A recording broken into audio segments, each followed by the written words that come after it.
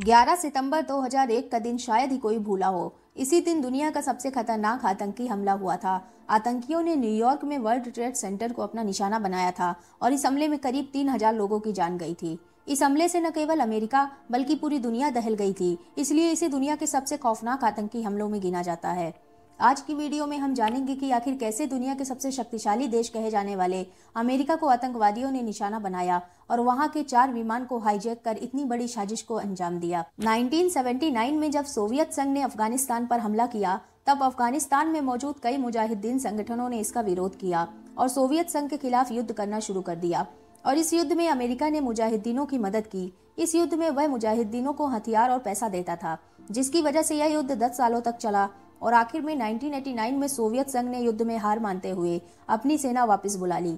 लेकिन तब तक अफगानिस्तान में तालिबान और अलकायदा जैसे कई आतंकवादी संगठन खड़े हो चुके थे और इस युद्ध में सोवियत संघ की हार के बाद अफगानिस्तान पर तालिबान ने कब्जा करना शुरू कर दिया था। लेकिन 1991 में जब अमेरिका ने इराक पर हमला किया और तभी से अलकायदा के सरगना ओसामा बिन लादेन अमेरिका के खिलाफ हो गया। क्योंकि इराक एक इस्लामिक देश था, उस समय अमेरिका ने और भी बहुत कुछ किया जिससे आतंकवादी उसके खिलाफ होते गए और उससे बदला लेने की सोचने लगे। इसके बाद लादेन ने 1996 से लेकर 1998 के बीच नैरोबी, केन्या और तंजानिया में स्थित अमेरिकी दूतावासों पर हमले भी करवाए, जिसकी वजह से अमेरिका अलकायदा के ठिकानों पर हमला करने लगा। और इन्हीं सब कारणों की वजह से अमेरिका को सबक सिखाने के लिए अलकायदा ने 9/11 हमले की साजिश रची। इस पूरे हमले की प्लानिंग 1998 में ही शुरू हो गई थी, क्योंकि अमेरिका जैसे ताकतवर देश पर हमला करना आसान नहीं था। हमले के लिए 19 आतंकवादियों को चुना गया और तकरीबन 1.5 साल तक इन्हें ट्रेनिंग दी गई।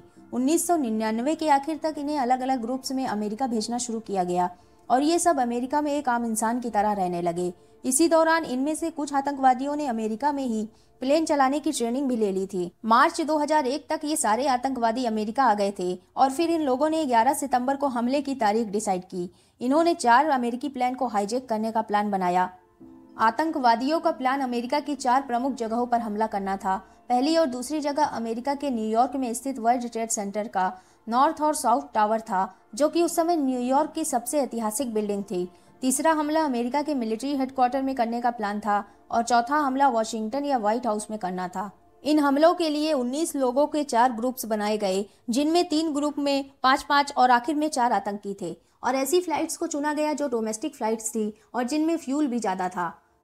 11 सितंबर 2001 की सुबह लॉस एंजल्स जाने वाली अमेरिकन एयरलाइंस की फ्लाइट नंबर 11 7:59 पर टेक ऑफ करती है और इसमें 81 यात्रियों के अलावा 11 क्रू मेंबर्स भी सवार थे। फ्लाइट टेक ऑफ करने के लगभग 15 मिनट बाद फ्लाइट में मौजूद 5 आतंकवादी प्लेन हाईजैक कर लेते हैं और यात्रियों पर कंट्रोल कर जबरदस्ती कॉकपिट में घुस जाते हैं और पायलट से कंट्रोल छीनकर प्लेन को वर्ल्ड ट्रेड सेंटर की ओर उड़ाने लगते हैं।